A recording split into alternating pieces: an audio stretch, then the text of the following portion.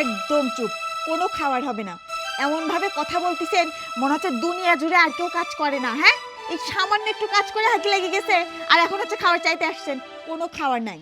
বাবা সই করবেন না? না না করবেন না? না না আমি করবি না সই তুই। আমি ধরেছি। বেশি করে মার। তুই সই করবি না? না তাহলে তোকে একবারে জান মেরে ফেলবো। না সই করবি না? সই করবি না বল। করবি না? আমি তোর পায়ে ধরি, তুই আমাকে আর মারিস না মা। পাছাড় পাছাড় বলছি। ধর সইটা কর, ধর তোকে ছেড়ে দেবো।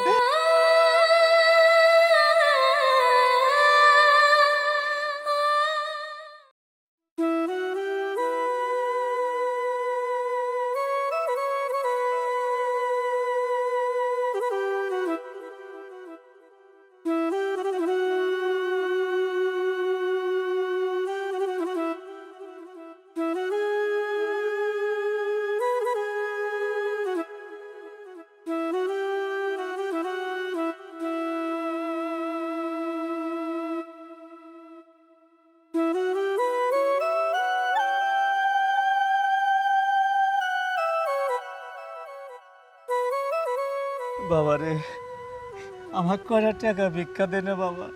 আজ সকালের থেকে আমি পর্যন্ত কিছুই খাইনি, কত বেলা হয়ে গেছে বাবা। চাচা, আপনি এ বসে ভিক্ষা করেন? আপনার কোনো ছেলে সন্তান নেই? আছে বাবা, সব ভাগ্যের লেখা বাবা। আমার সওয়াল প্রবাসে থাকে বাবা, কিন্তু আমার বৌমা আমাকে নির্যাতন করে বাচ্চানে বাইর করে দিছে বাবা। আমি তাই আজকে পথে পথে ভিক্ষা করতেছি বাবা। আমাকে দেওয়ার মতো কেউ নাই। কি বলেন চাচা? এতদিন নাটক সিনেমায় দেখা যাচ্ছে প্রবাসীর বাবা রাস্তার ভিক্ষুক, আজ কিনা নিজের চোখেই দেখলাম প্রবাসীর বাবা রাস্তার ভিক্ষুক। হ্যাঁ বাবা, আমি প্রবাসী বাবা, রাস্তার ভিক্ষুক বাবা। কয়টা টাকা দাও বাবা, আমি কিছু কিনে খাবো না।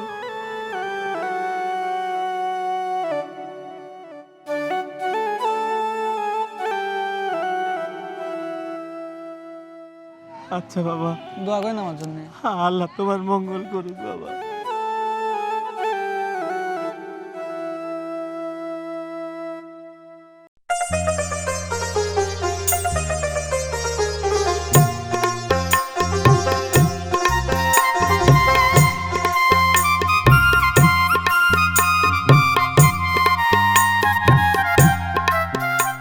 বাবা, বাবা, আখি, আখি,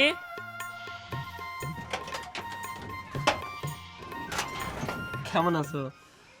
ভালো আছি। তুমি হঠাৎ করে দেশে, আমাকে তো বললা না যে তুমি দেশে আসবা। আরে তোমাকে সারপ্রাইজ দেওয়ার জন্য তোমাকে বলি নাই কেন? আমি আসাতে তুমি খুশি হওনি? না, তুমি আসাতে আমি একদম খুশি হইনি। আমি একটা জিনিস বুঝলাম না, আমি এতদিন পরে প্রবাস থেকে আসলাম, তুমি খুশি হওনি, কারণটা কি? শোনো, তোমার সব নাটক টাটক আমার ভাল লাগতেছে না। তোমার যদি কোনো কথা থাকে আমাকে বলে এখান থেকে বিদায় হও। আমি তোমাকে কোনো কথা বলে বিদায় হবো মানে? আমি এতদিন পর প্রবাস থেকে আসলাম, কোথায় আমাকে তুমি ভিতরে নিয়ে যাবা, বলবা সোহেল তুমি অনেক দূর থেকে আসছো, চলো তোমাকে একটা শরবত বানাই দিই, কিংবা রাস্তায় কোনো কষ্ট হয়েছে কিনা সেটা জিজ্ঞাসা করবা। তা না করে বলতে চাও এখানে কিছু বলার থাকলে বলো, বললে এখান থেকে চলে যাও। তোমার কথা আমি কিছুই বুঝতে পারলাম না। আমার কথা তুমি বুঝতে পারছো না? আমার কথা একটাই, তোমাকে ক্লিয়ার করে বলে দিচ্ছি, এই বাড়িতে তুমি ঢুকতে পারবে না। এই বাড়ির গেট তোমার জন্য বন্ধ, বের হয়ে যাও।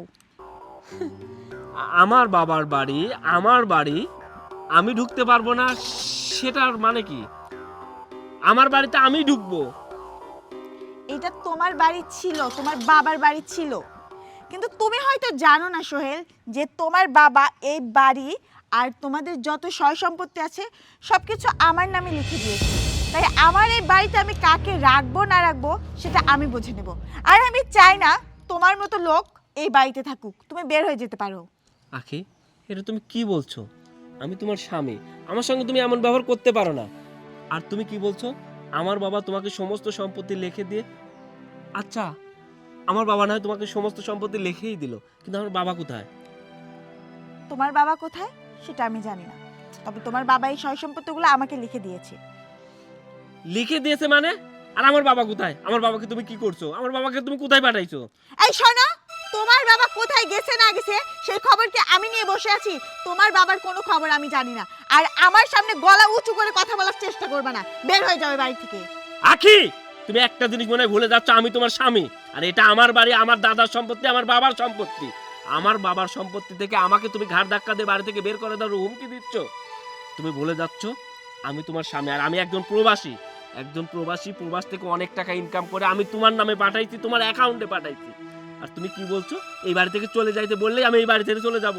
না, আমি কখনোই যাব না। শোনো সোহেল, তোমাকে ভালোই ভালোই বলছি তুমি বের হয়ে যাও। যদি বের না হইছো না, ঘাড় ধাক্কা দিয়ে কিন্তু বের করে দেব। আমি কিন্তু ভুলে যাব যে তুমি আমার স্বামী। আর শোনো, তোমাকে সাফ সাফ একটা কথা বলে দেই, তোমার সাথে আমি আর কোনো রকম সম্পর্ক রাখতে চাই না। আখি, আমি বুঝতে পারছি, আমি হয়তো অনেকদিন পরে আসছি, তুমি রাগ করছো। দেখো, অভিমান করো না, আমি তো তোমার স্বামী, তাই না? প্লিজ আমার সঙ্গে এমনটা করো না। দেখো, আমি অনেক দূর থেকে জার্নি করে আসছি, আমি না অনেক ক্লান্ত। চলো ভিতরে যাই, ফ্রেশ হই, তারপর আমরা বাকি কথা বলবো। বুঝতে পেরেছি, তোমাকে আমি বোঝাতে পারছি না, তাই না? ঠিক আছে, যেভাবে বোঝাতে হয় সেইভাবেই তোমাকে আমি বোঝাচ্ছি। যাও, বের হয়ে যাও। আর বের হয়ে যাও, আর কোনোদিন এই বাড়িতে আসার চেষ্টা করবে না।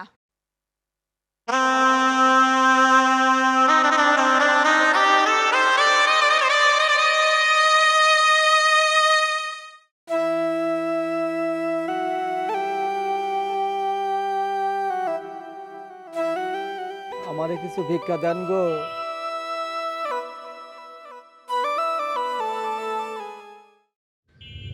বাবা, এ দেখতেছি আমার বিয়াই সাহেব। যাক, এতদিনে আমার চোখটা জুড়াইলো। বিয়াই, আপনি দেখি আমার মনটার ভিতর এত শান্তি লাগতেছে, তার কি কব। হ্যাঁ, আপনার শান্তি তো লাগবে, আমি জানি আপনার শান্তি লাগবে। আমার এই ভিক্ষার পিছনে আপনি আর আপনার মেয়েই হলো দায়ী। কেননা আপনি আখির মা। আপনি আখিকে একটা ভালো কথা শিখাবেন যে শ্বশুর তো বাবার মতো, বাবার চোখে দেখিস, বাবার মতো ভালোবাসিস, তা না বলে আপনার মেয়েকে আপনি শিখায়ে দেন আমার উপর নির্যাতন করার জন্য। আপনি কি এটা ঠিক করছেন? তবে বিয়াই, আপনি ড্রেস আপটা যা হয়েছে না বিয়াই, একেবারে আমার মনের মতো। মনে হচ্ছে কোনো ফ্যাশন ডিজাইনের র্যাম্পে যদি আপনি দাঁড় করা দেওয়া যায়, একবারে ফার্স্ট আপনিই হবেন, বুঝছেন? হ্যাঁ, আর কত তিরস্কার দিবেন আপনারা আমাকে? আর কত তিরস্কার দিবেন? আপনারা যেভাবে আমাকে কষ্ট দিচ্ছেন, রাস্তা রাস্তায় ভিক্ষা করাচ্ছেন, আমার সোহেল যদি জানে, মনে রাখবেন এর প্রতিশোধ কিভাবে নেয় সেদিন টের পাবেন। ওরে বাবারে, ওরে বাবারে, আমি সেবা করতেছি। বাঁচাও, বাঁচাও, বাঁচাও, কে কোথায় আছো? বাঁচাও, সোহেল আমাকে শাস্তি দিচ্ছে। আপনি কি ভাবছেন আমি কাঁচা মাল যে সোহেল এসে আমাকে শাস্তি দিল আর আমি সেদিন মাথা বাইতে খুব করে মারি নিলাম? এই সময় হোক, তারপরে দেখিস তো সোহেল আমারে শাস্তি দেয় না আমরাই সোহেলের শাস্তি দেই। থাক তুই হেনে পড়ি। আমি আমার মেয়ের কাছে গেলাম, যাই আমি মেয়ের কাছে ভালো মন্দ খাবো, গোশ পোলোয়া রোস্ট খাবো, আর তুই হেনে বসে ভিক্ষা কর। দেই তোর থালটা। ওগো, 1 টাকা দেন, 5 টাকা দেন। এদের তোকে আমি একটা জিনিস শিখা দে। আমার আল্লাহ নবীজির নাম 10 টাকা দিয়া যান। আমার আল্লাহ নবীজির নাম 5 টাকা দিয়া যান।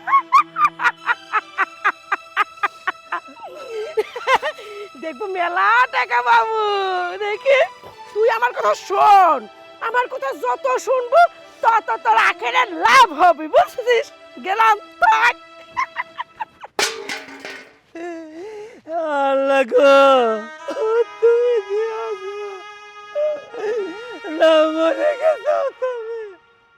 তুমি কি কানে শোনো না? তুমি চোখে দেখো না।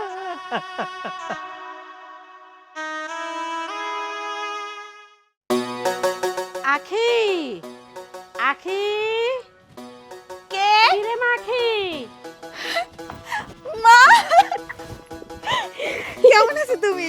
ভালো আছি, তুই কেমন আছিস? আমিও ভালো আছি। তুমি হুট করে চলে আসলা, ফোন দিবা না? আর ফোন দেওয়া, হঠাৎ করে তোর কথা মনে পড়লি তাই চলি আসলাম। কিরে আখি, আমার আবার মাঝ রাস্তায় গাড়ি নষ্ট হয়ে গেছিলি, এতটুকু রাস্তা হাইটে আসলাম। কথা হচ্ছে কি, আসার সময় দেখলাম তোর শ্বশুর ভিক্ষা করতেছে। মা, উনি ভিক্ষা করবে না তো কি করবে বলো? ওনাকে তো আমরা বাড়ি থেকে বের করে দিলাম, এখন খেয়ে পড়ে তো বাঁচতে হবে। আর ওই পেটে তো আর এমনি এমনি ভাত আসবে না, সেই জন্য হয়তো ভিক্ষা করতেছে। শোন, এতদিনে না আমার চোখ দুটি জোড়াইলি বুঝছিস, দেহি সপ্তাহ কইলাম ওই ফকিন্নির বাচ্চা তোর তো টানতি টানতি তোর হাত মাতগুলি ক্ষয় হয়ে গেছে। এতদিনে গা তুই একটু শান্তি পেলু।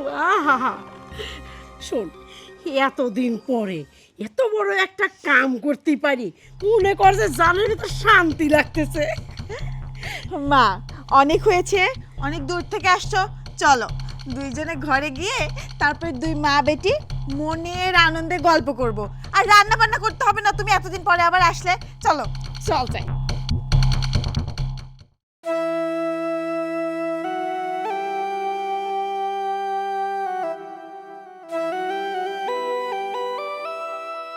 বাবা রে, আমার কয়টা টাকা ভিক্ষা দে বাবা।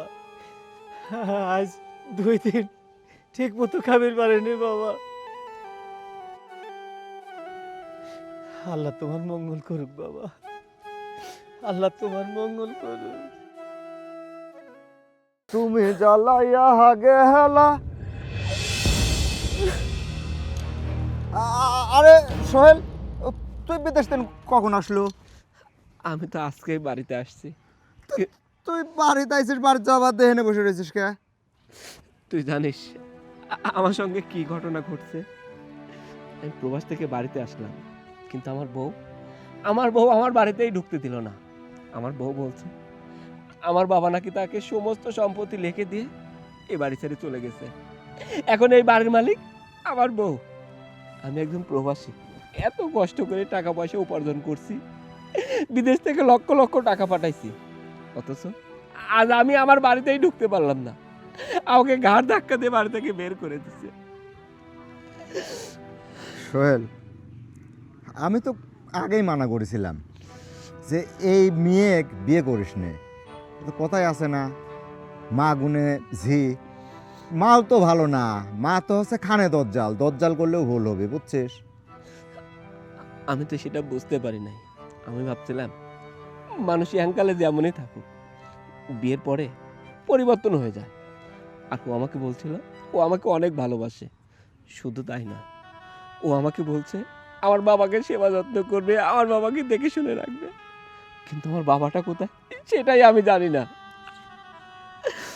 তুই একটা কাজ কর, তুই দেরি না করে, যেহেতু তোকে বাড়ি থেকে বের করে দিছে, তুই আর এখানে বসে কান্নাকাটি না করে তুই তোর বাবাকে খোঁজ। আর এদিকে আমিও যদি খোঁজ পাই তাহলে আমি তোকে জানাবো। তুই ঠিকই বলছিস, আমি তাকে বসে যদি কান্নাকাটি করি তাহলে আমার বাবাকে তো আমি খুঁজে পাবো না। আমি জানি না আমার বাবাটা কোথায় আছে, কি করছে, খাওয়া দাওয়া করছে কি, কোথায় আছে, আমি কিচ্ছু জানি না। তুই তুই কান্নাকাটি করিস না ভাই। তুই কি কিছু খাইছিস? না, আমি কোনো কিছু খাইনি, আর আমি কোনো কিছু খাবো না। আগে আমার বাবাকে খুঁজে বের করতে হবে। ভাই, তুই যদি আমার বাবাকে খুঁজে পাস তাহলে তুই আমাকে জানাস, আর আমি যদি খুঁজে পাই তাহলে তো হলোই। আচ্ছা ঠিক আছে, একটা কাজ করতে পারিস। তুই যদি তোর বাবাকে খুঁজে পাস, তাহলে তুই যদি তোর বাড়িতে জায়গা না পাস, তুই আমার বাড়িতে চলে আসিস। ঠিক আছে, আগে আমার বাবাকে খুঁজে বের করি, আমি আসি। আচ্ছা ঠিক আছে, যা তুই।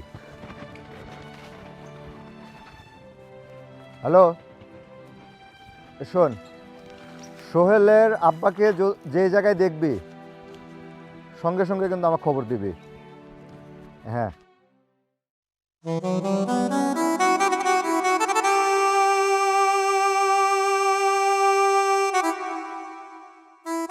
বাবা রে, আমার কয়টা টাকা দিয়ে যা বাবা, আমি আজ বাবা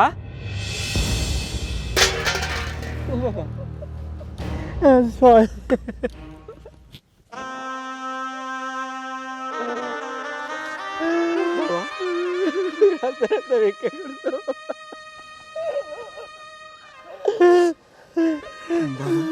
তুমি জানো আমি তোমাকে কত জায়গায় খুঁজেছি, কিন্তু তোমাকে খুঁজে পাইনি।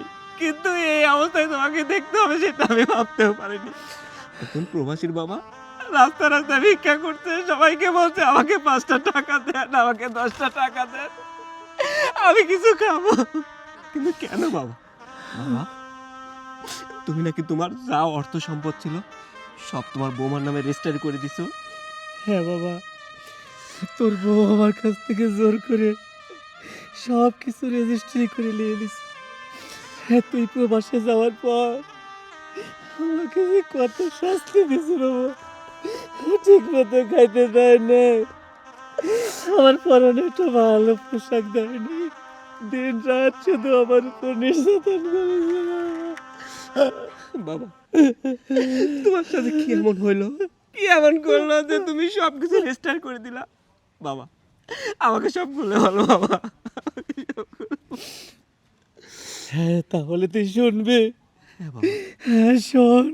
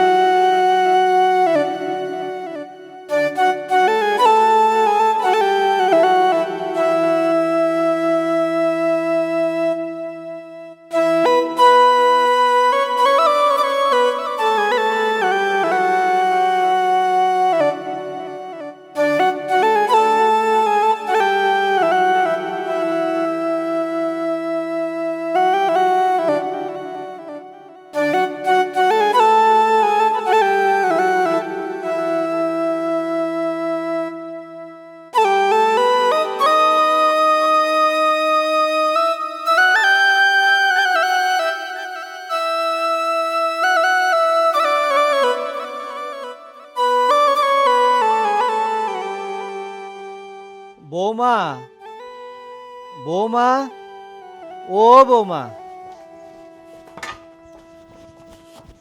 কি হয়েছে? হ্যাঁ, বাড়ির ভিতর ঢুকায় তো চিল্লা পাল্লা কিসের? বৌমা, চিল্লাপিল্লা তো এই জন্য করতেছি, সকালবেলা মাঠে গেছি, অনেকখানি বইয়ের আলকু পাইছি, 4টে ঘাস কাটিছি, ঘাস কাটা নিয়ে এসে গরু গুড়ায়ও দিলাম। তা আমার তো খুব খিদা লাগছে বৌমা, আমাকে 4টে খাইবার দাও। আচ্ছা, আপনি কি এই খাওয়ার কথা বাদে অন্য কোনো কথা আমার সামনে বলতে পারেন না? হ্যাঁ, বাইরের কাজগুলো করছেন ঠিক আছে, বাড়িতে যে অনেক কাজগুলো পড়ে আছে সেগুলো কে করবে? দেখো বৌমা, আমি তো সকালের থেকে এ পর্যন্ত অনেক কাজ করে আসলাম, আমি যদি এখন যদি 4টে না খাই তাহলে তো আমার শরীরটা তো একেবারে কাঁপতিছে। তুমি আমাকে 4টে খাইবার দাও, তারপরে বাদ বাকি কাম আমি করবো না। চুপ, একদম চুপ, কোনো খাবার হবে না। এমন ভাবে কথা বলতেছেন মনে হচ্ছে দুনিয়া জুড়ে আর কেউ কাজ করে না। হ্যাঁ, এই সামান্য একটু কাজ করে হাতে লেগে গেছে আর এখন হচ্ছে খাবার চাইতে আসছেন। কোনো খাবার নাই, আমি কোনো রান্না বান্না করি নাই। আর শোনেন, এই যে বাড়িতে যে কত কাজ, আপনাকে বলছিলাম যে রান্নাঘরের খড়িগুলো একটু বের করে রোদে দিবেন, সেগুলো কে দেবে? আমি দিব। দেখো বৌমা, আমি তো আর বসে নাই, তুমি বারবার একই কথা আমাকে কও।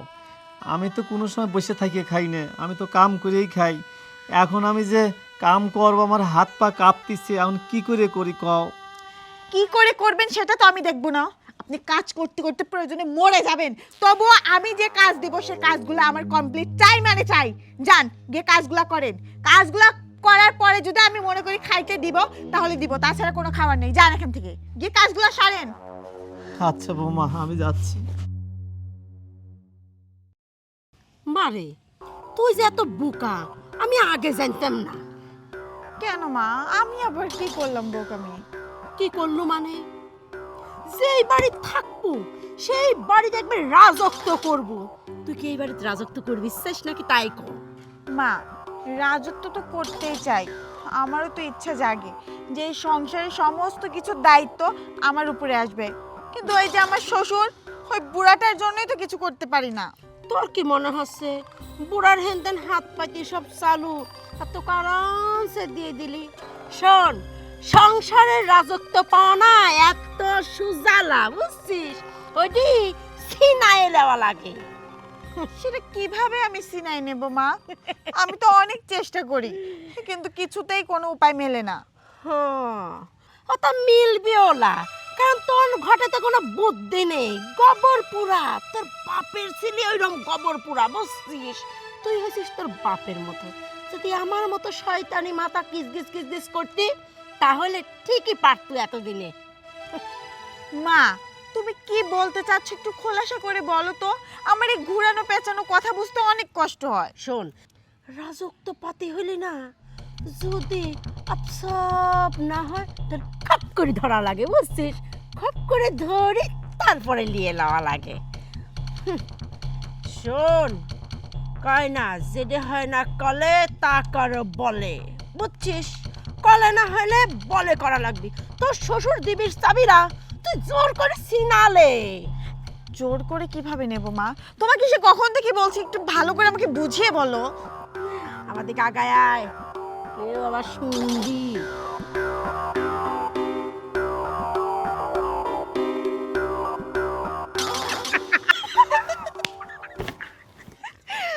মা, তোমার বুদ্ধিটা কিন্তু দারুণ। শোন, সারা জীবন এরকম কৌশল করে চলেছে। মা, চলো এখন।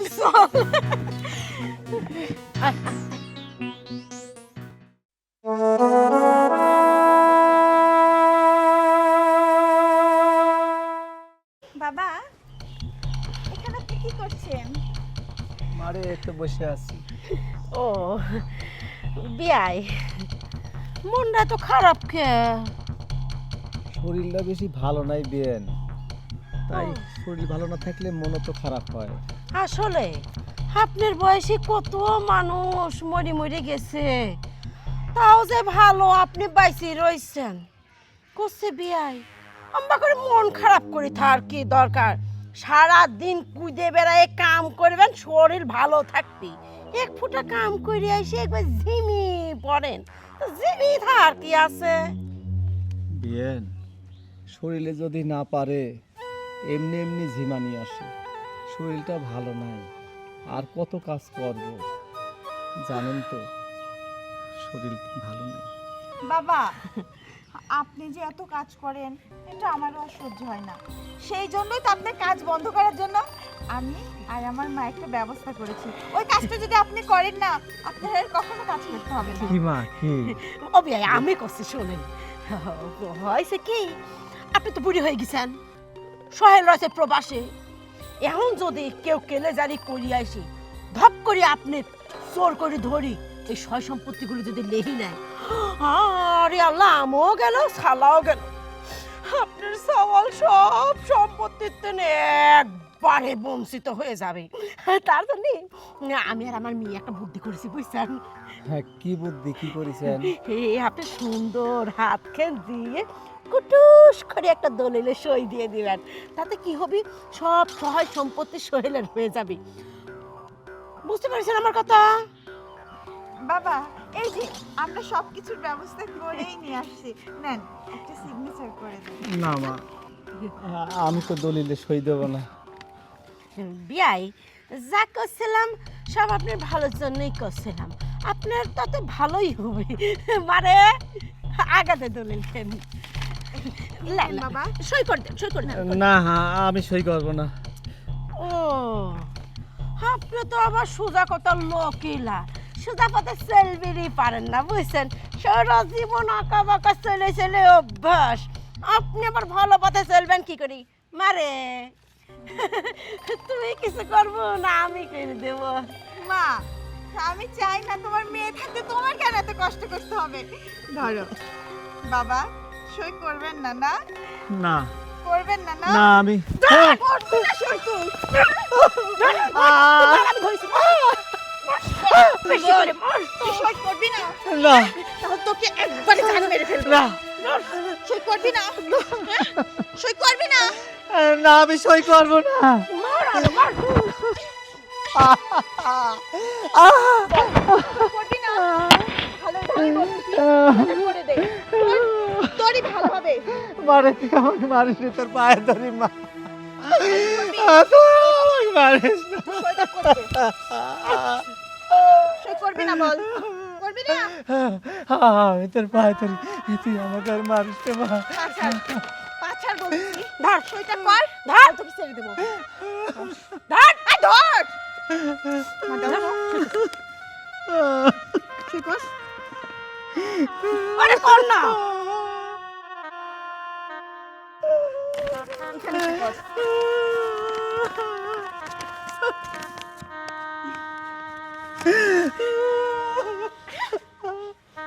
চল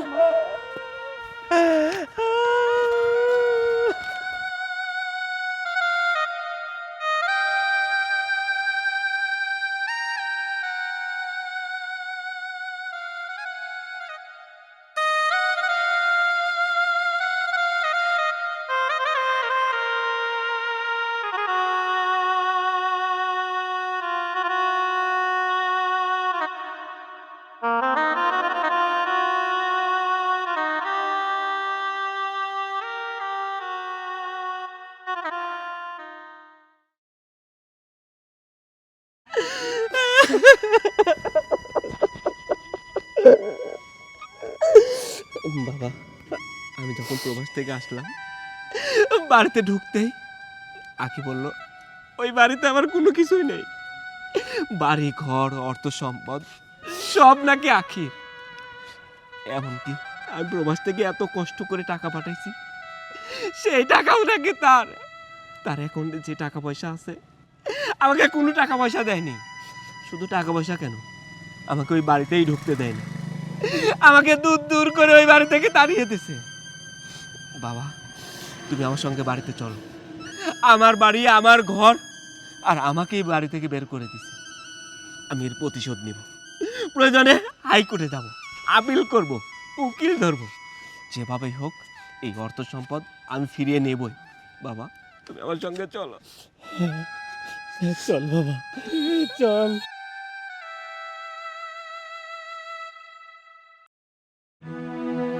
আখি, আখি, এ আখি, কিরা রে বাবা বাবা বাবা দেখ আখি এক ফকিরের সাথে আবার আরেক ফকির আমদানি হয়েছে, ভালোই লাগতেছে দেখতে কিন্তু। আম্মা, আমি কিন্তু আপনার জামাই হই, আর জামার সঙ্গে এরকম ব্যবহার করতেছেন, এটা কি ঠিক করতেছেন আম্মা? না না না না না, এই যা 10 টাকা নিয়ে ঘরতেন যা করছি অসভ্য বিয়াদব কোনেকার। ফকির বাড়িতে আসলে যে সাইডে ভিক্ষি 10 টাকা দেওয়া লাগে, এইটাও জানিস নি? যা নাহলে টাইনে চল মারবো। মা, কিন্তু আমার কাছে তো খুচরা টাকা নাই, এই সামান্য 10 টাকা। আমি কি ফকির নাকি বলো যে আমার কাছে 10 টাকা থাকবে? আমার কাছে তো সব নোট রইছে। আগে জানলে তো ভাঙালি আসি তুই তো।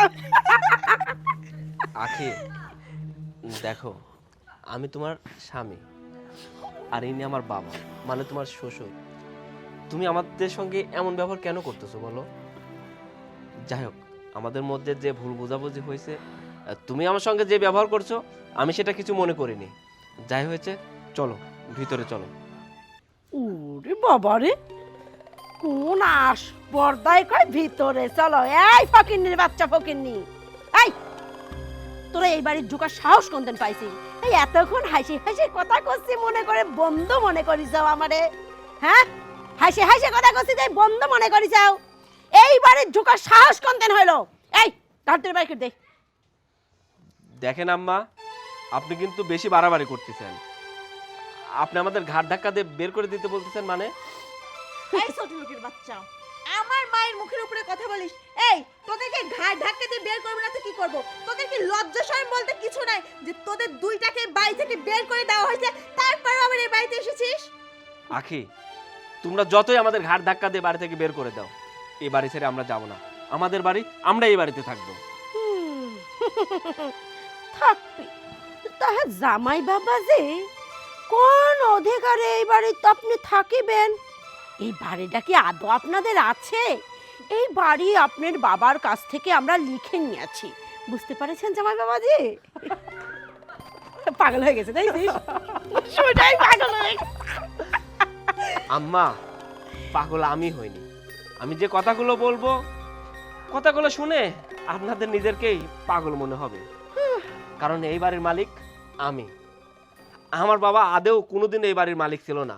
এই বাড়ির সমস্ত সম্পত্তির মালিক ছিল আমার মা। আর আমার মা যদি এই বাড়ির মালিক থাকে, তাহলে আমার বাবার থেকে সিগনেচার নিয়ে আপনি কি করবেন? আর আমার মা মারা যাওয়ার আগে এই সমস্ত সম্পত্তি আমার নামে উইল করে দিয়ে গেছে। তার মানে এই সম্পত্তির মালিক আমি।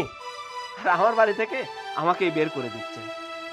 এখন কে কোথায় বের হবে, কে কোথায় যাবে, সেটা একান্তই আপনাদের ব্যাপার, তাই না? আমরা মস্করা করতেছিলাম। মস্কারা করবেন কেন? আমাদের ঘাড় ধরে ঘাড় ধাক্কা দিয়ে বাড়ি থেকে বের করে দিচ্ছেন, আমাদের আইনের ভয় দেখাচ্ছেন। যান, আপনার কোন আইনে এসে এই বাড়ি আপনি পান, হাইকোর্টে যান, আপিল করেন, দেখি কি আসে, আমাদের ধরে নিয়ে যায়, আমাদের এই বাড়ি থেকে বের করে দেয়। যান। সোহেল, তুমি এসব কি বলছো? আর এই জায়গা জমি বাড়ি সব তোমার নামে? কই, তুমি তো আমাকে কখনো বলনি। কোনোদিনও বলার প্রয়োজন মনে করিনি, কারণ এই প্রসঙ্গ কখনোই ওঠেনি। আর উঠবে কেমন করে? আমি তো তোমাকে অনেক বিশ্বাস করতাম, তোমাকে ভালোবাসতাম। তোমাকে বিশ্বাস করে, তোমাকে ভালোবেসে আমার সমস্ত কিছু আমি তোমার করে দিয়েছিলাম। আমি কখনোই বুঝতেই দিইনি এই সম্পত্তির মালিককে, এই সম্পত্তি কার। আমি সবসময় ভাবতাম এই বাড়ির সমস্ত সম্পত্তির মালিক তুমি, আমার যা কিছু আছে সবকিছুর মালিক তুমি। শুধু তাই না, ওই দূরপ্রবাসে আমি যে কষ্ট করে টাকাগুলো ইনকাম করছি, সেই টাকাগুলো আমি তোমার নামেই পাঠাইছি। কারণ তোমাকে আমি ভালোবাসি, তোমাকে আমি বিশ্বাস করি। কিন্তু তুমি আমার বিশ্বাসের মর্যাদা রাখলে না, তুমি আমার ভালোবাসার মর্যাদা রাখলে না, তুমি আমার সঙ্গে বেইমানি করলে। টাকা তো নিলেই, শুধু তাই নয়, একজন প্রবাসী অনেকদিন পরে যখন বাড়িতে আসে, সেই প্রবাসীকে তুমি ঘাড় ধাক্কা দিয়ে বাড়ি থেকে বের করে দিছো। শুধু তাই নয়, যে বাবা কত কষ্ট করে আমাকে মানুষ করছে, তুমি সেই বাবাকে ঘাড় ধাক্কা দিয়ে বাড়ি থেকে বের করে দিছো। আমার বাবাটা রাস্তায় রাস্তায় ভিক্ষা করে। একজন প্রবাসীর বাবা রাস্তার ভিক্ষুক, যে বাবা নিজে না খেয়ে আমাকে খাইয়েছে, আমার সুখের জন্য দিতে একটা বিয়ে করেনি। অনেকেই বাবাকে বলছে তুমি আরেকটা বিয়ে করো, তুমি আরেকটা বিয়ে করো। আমার বাবা কি বলতো জানো? আমার বাবা বলতো আমি বিয়ে করে আমার জীবনটা সুখী করব। কিন্তু যখন এই বাড়িতে নতুন একটা বউ আসবে, সেই বউ আমার সন্তানকে দেখতে পারবে না, আমার সন্তানকে নির্যাতন করবে, সৎ মা নির্যাতন করবে, আমি সেটা দেখতে পারবো না। আমার সুখের জন্য আমার বাবা নিজের জীবনের সমস্ত সুখ বিসর্জন দিয়েছে, নিজের সুখের দিকে তাকায় নাই। খাইয়ে না খেয়ে আমাকে মানুষ করতে প্রবাসে পাঠাইছে, শুধু একটু সুখের আশা। শেষ বয়সে ছেলেরা তার লাঠি হবে, তাকে দেখে শুনে রাখবে।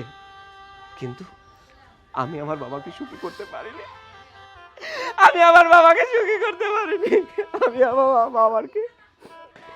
আমি আমার বাবাকে প্রবাসীর বাবা রাস্তার ভিক্ষুক বানাইছি। তুই জানিস একজন প্রবাসী কত কষ্ট করে? ওই কবরের মধ্যে কি হয় যেমন ওই আল্লাহ ছাড়া কেউ জানে না। ওই প্রবাসী নামক কবরটাতে আমরা যে প্রবাসে থাকি, আমাদের মনের ভিতর কেউ হয় একমাত্র এই উপরে আল্লাহ ছাড়া কেউ জানে না।